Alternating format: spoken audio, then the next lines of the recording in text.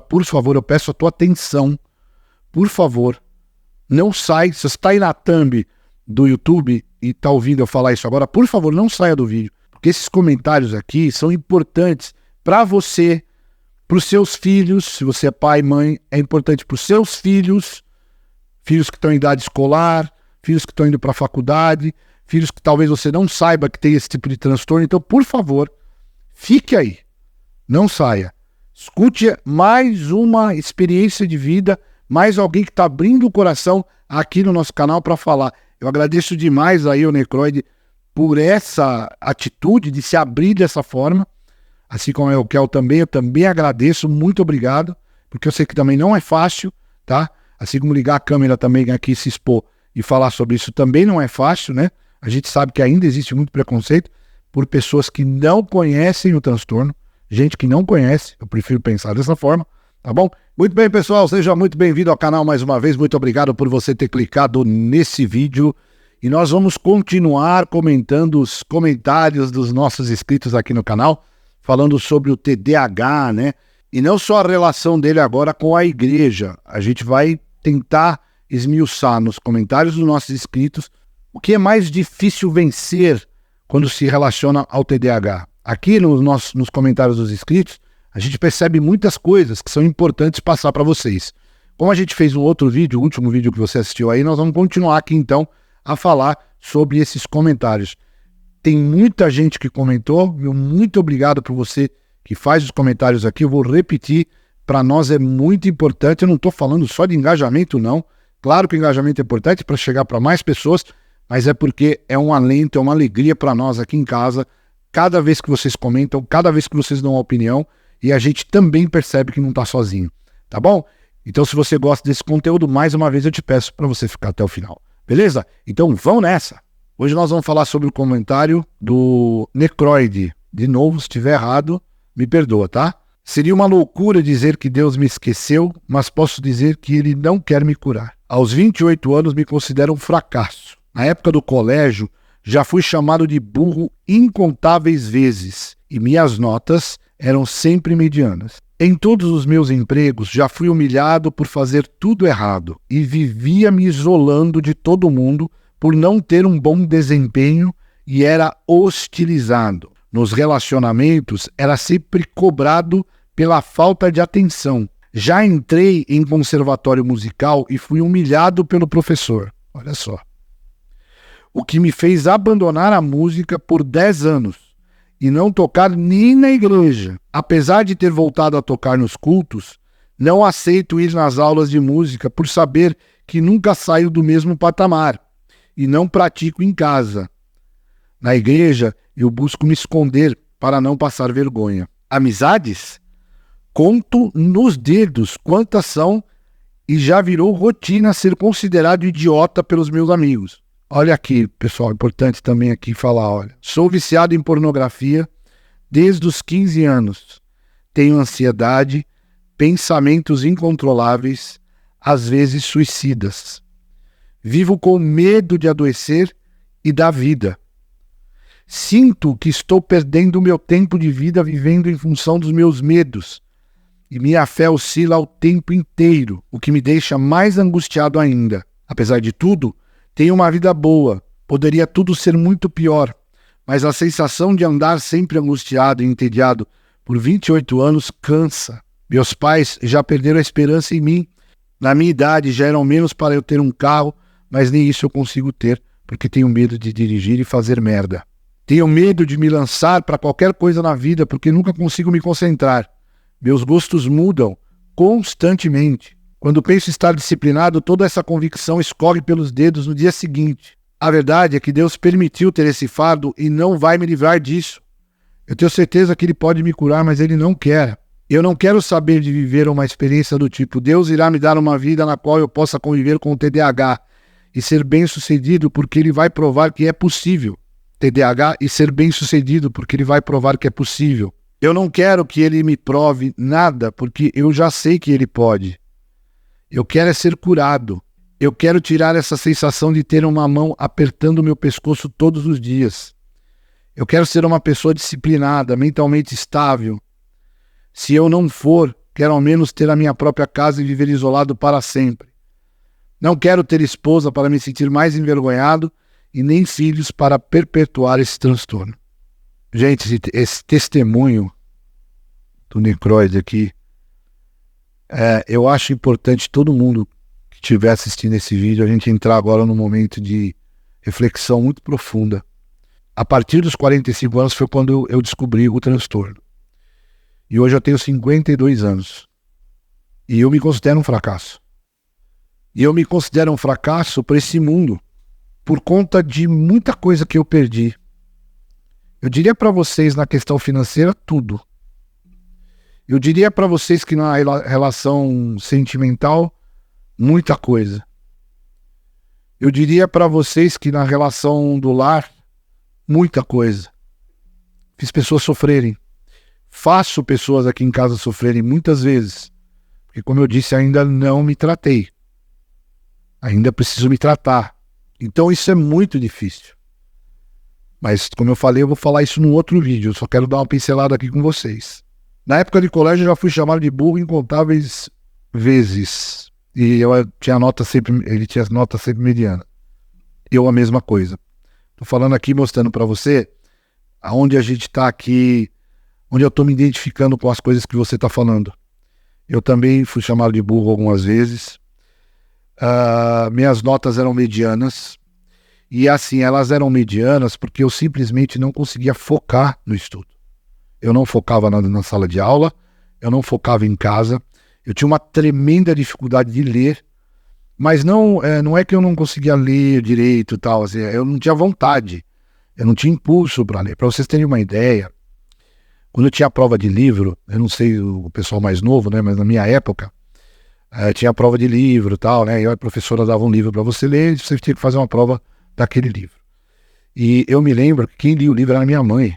Minha mãe sentava comigo, às vezes o livro tinha 150 páginas, a minha mãe, querida, que está no céu, ela lia comigo o livro inteiro.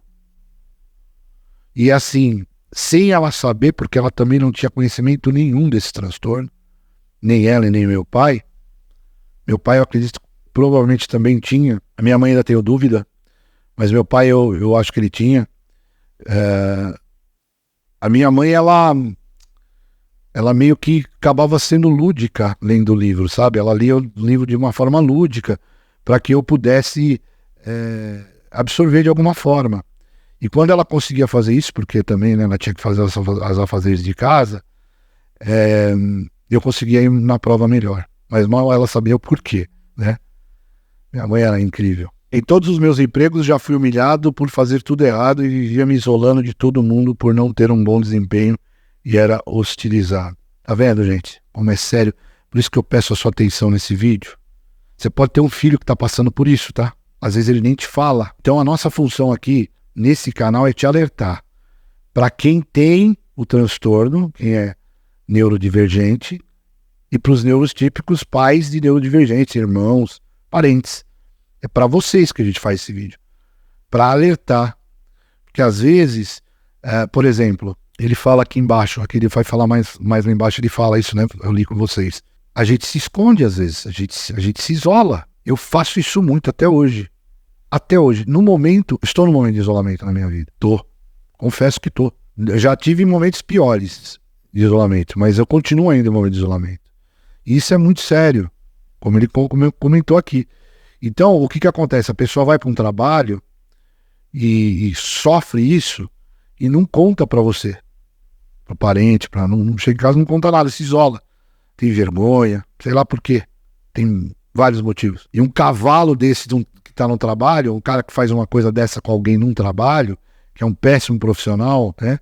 Desculpa a palavra, mas tem hora que não dá para segurar. Um profissional de merda, um cavalo, faz esse tipo de coisa com a pessoa.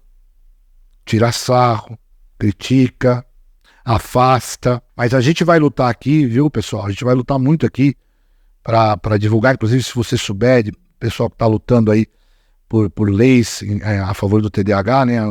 E não é só o TDAH, tá? A favor da neurodivergência, porque essas pessoas precisam começar a ter pelo menos medo da lei, né? Porque pelos testemunhos que a gente recebe, não tem, né? Que talvez a lei ainda seja muito branda em alguns aspectos. E aí, cara, você não tem um bom desempenho, que nem no caso dele aqui, não atinge meta, você se isola, você fica com vergonha, você é hostilizado, como ele usou bem a palavra aqui, entendeu? Ah, você é um folgado, né? Você não, eu já te falei. Como que você não consegue, então? Vocês que fazem isso dentro de empresa, vou repetir, vocês são os cavalos. Vocês são os cavalos. Vocês precisam se reinventar. Vocês precisam estudar sobre pessoas neurodivergentes. Vocês, turminha de RH, equipe de venda, gerente de venda, diretoria de vendas, para esse tipo de coisa não acontecer. Eu não estou falando que toda empresa é assim, tá? Eu não preciso estar falando aqui. Isso, né? Essas que fazem esse tipo de coisa que eu estou lendo aqui para vocês, que aconteceu aqui com o nosso inscrito, tá? E você vê que ele fala todos os meus empregos, né? Percebe que ele fala todos os meus empregos. Nos relacionamentos ele era sempre cobrado pela falta de atenção. Isso é complicado. Principalmente se o companheiro, companheira não souber o transtorno. Aí tudo vai complicar bastante. Bastante. Uma frase mal colocada, né? Porque a gente às vezes tem problema com filtro. Eu tenho muito problema desse negócio de filtro. Tento me controlar muito de novo. Como eu disse no vídeo anterior, eu tento me controlar pra caramba, porque o meu filtro é complexo. Às vezes eu falo coisas que eu não deveria falar no momento errado, mas eu tenho tentado me controlar nisso.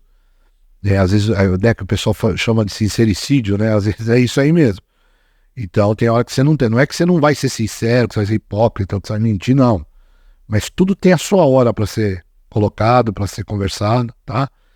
Então isso é uma coisa que é uma das comorbidades que a gente também sofre. E assim, a atenção também é a mesma coisa. Se a pessoa não souber do seu transtorno, ela vai, né? A hora que você tem um que vai ligar o videogame, vai ficar o dia inteiro jogando videogame, o futebol.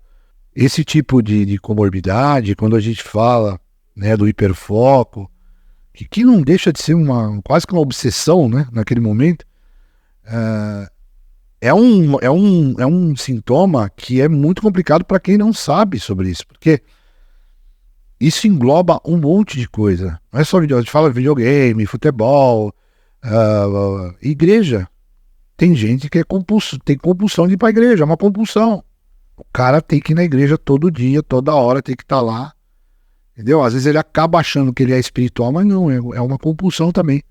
Assim como no futebol, o cara tem que jogar futebol toda hora, ou ele tem que estar com os amigos toda hora, ou ele tem que ir no estádio toda hora, enfim. Quando tem o toda hora e o cara larga tudo, fica esperto, entendeu? Então, se o companheiro ou a companheira não sabe disso, vai cair sempre nisso aqui que ele falou, que é a falta de atenção, né? A pessoa fala, você não liga pra mim, você não tá nem aí pra mim, você não me ama mais, você não me quer mais, tal. E não é nada disso. Olha, conservatório de música, ele falou que foi humilhado em conservatório de música por professor, abandonou a música.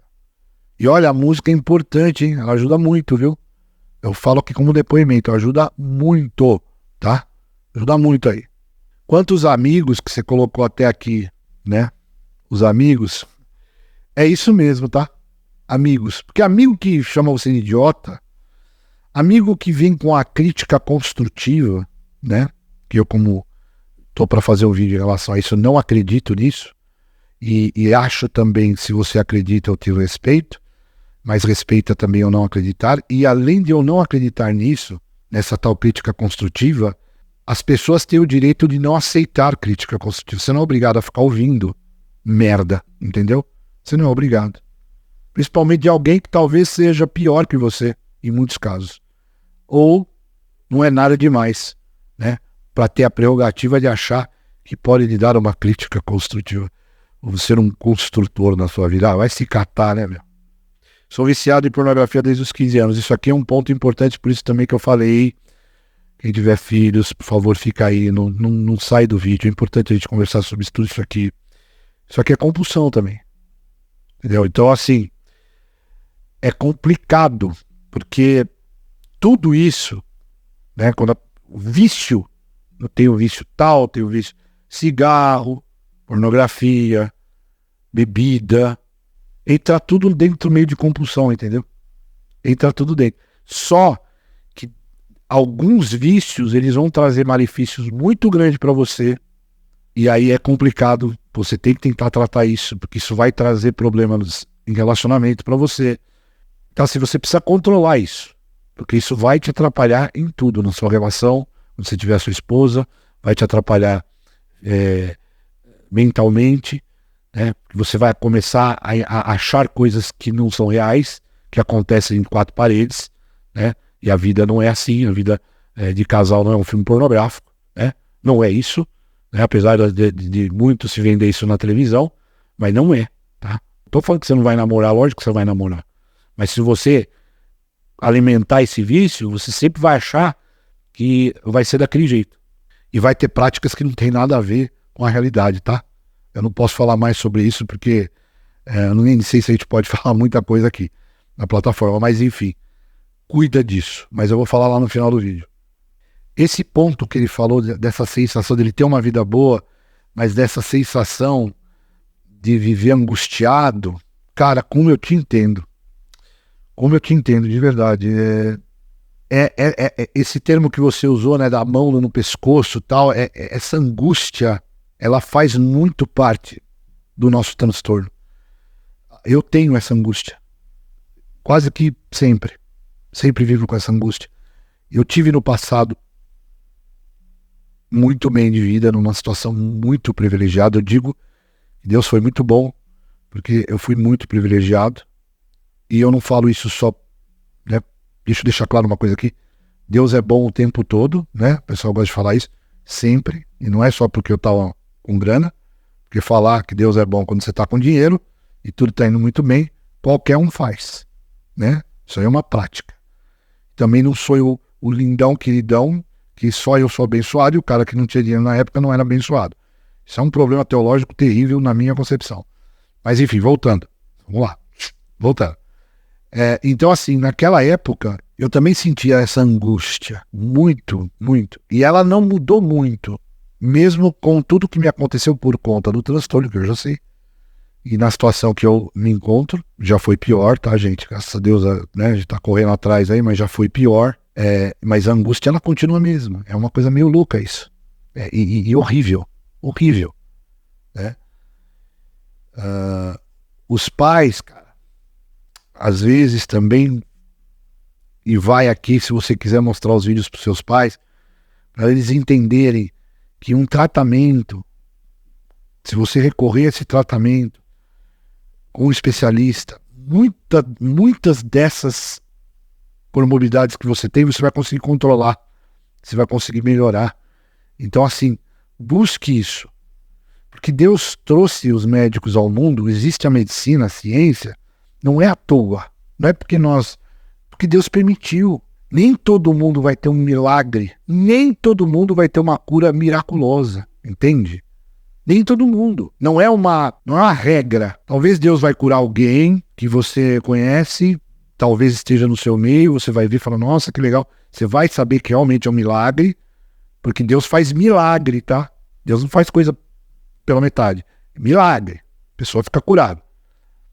E vai ter vezes que não. E para isso você tem médicos, você tem psicólogos, você tem psiquiatras, você tem os profissionais de saúde. Porque se fosse assim, né? Eu sei que tem gente que pensa assim, tá? Eu sei. Tem gente que, não vou, tudo é de Deus que vai, né? Joga tudo nas costas de Deus e tal. Mas na época da PAN, foi lá, né? O que tem que fazer. Quando tem uma dor de cabeça, tem que tomar um remedinho pra tirar a dor. Tem que ir no médico. Então, a gente nunca pode deixar de falar isso. Isso é super importante. E também, então assim, não vou falar conselho, mas a minha sugestão para você é que você vá ao médico, vá a um psiquiatra, um neuro, vá buscar a ciência, veja o que ela pode te ajudar. Se você tiver condições, vá.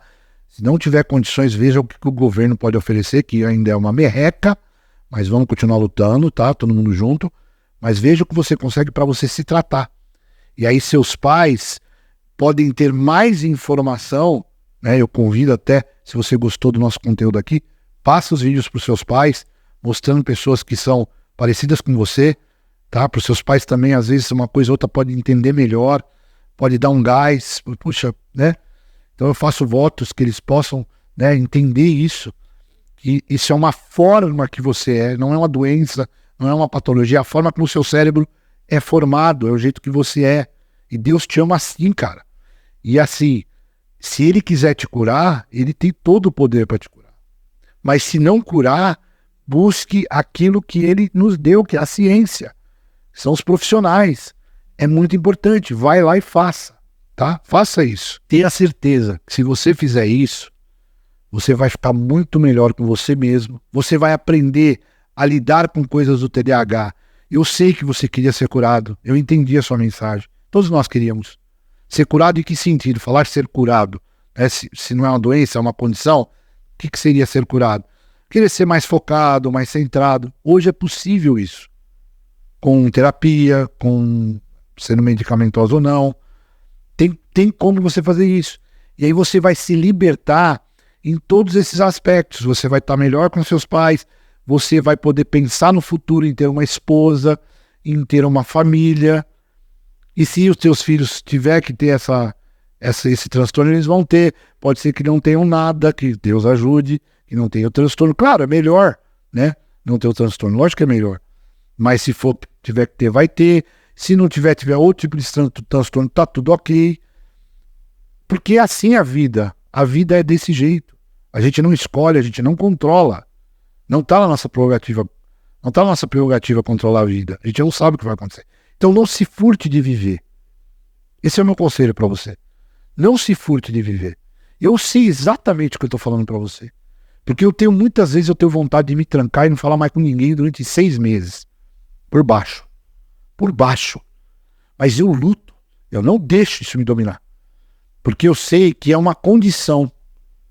Porque muito que eu estou pensando agora, nesse momento, é uma condição. Ela não necessariamente é real. Não existe uma realidade. Então, como eu tenho essa condição, eu acredito que é aquilo. Eu tô olhando para esse mapa na minha frente achando que não, minha vida é isso aqui. Não, cara. Talvez é o que você está sentindo seja o que você está vendo da vida e não necessariamente ela é. E às vezes tirando algumas nuvens da frente, com psicoterapia, com medicamentos, você consegue enxergar de uma forma mais cristalina. Tá? Então, se eu puder dar uma sugestão, faça isso. Procure um especialista, se você puder. Eu estou tentando agora ver se eu faço isso também. Eu não pude fazer, porque como eu disse, por questões financeiras eu não conseguia. Mas também agora não melhorou tanto assim, mas um pouquinho eu vou tentar. Porque eu sei que é caro, não é barato, é um negócio ainda que é caro para se fazer. Mas vai devagarzinho, pega vídeos como você fez aqui, desse aqui, que a gente fez aqui na internet, pessoal falando sobre o TDAH. Tem vídeo que dá muita dica, é muito legal. E você vai controlando, vai, né? Enquanto você não consegue fazer, talvez, tratamento mais parrudo. Eu desejo a você, meu querido inscrito, que Deus abençoe muito você, toda a sua família. Muito obrigado por você ter feito esse comentário, por você ter aberto o coração para nós aqui. É muito importante deixar público aqui para as pessoas lerem. E você não sabe quantas vidas você atinge fazendo isso. Como eu disse, eu me identifiquei em muita coisa que você falou, tá? E eu passo também, então você está vendo um igual aqui. Então não é fácil, eu já estou com 5.2. Então tenha ânimo que você chega firme aí. Acelera o carro aí que eu tenho certeza que você vai chegar longe, tá bom? Então Deus abençoe você e sua família, meu muito obrigado por você ter participado aqui no canal com a gente. O vídeo já ficou bem longo, mas eu acho muito importante, não tem como ficar curto um vídeo desse. Então para você que atendeu o meu pedido lá no início do vídeo e ficou até aqui ao final, meu muito obrigado, espero que seja útil para você, para sua família, para seus filhos. Enfim, espero que a gente possa ter passado alguma informação de alguma forma para você. Tá aqui os comentários para você falar o que você quiser, o que você concorda, o que você discorda, ou o que você acha que faltou a gente falar aqui para a gente vir aqui fazer um novo conteúdo e continuar a conversa, tá bom? E também aproveitar o espaço para conversar entre nós. Beleza? Obrigado, gente, mais uma vez, meu muito obrigado. Fui!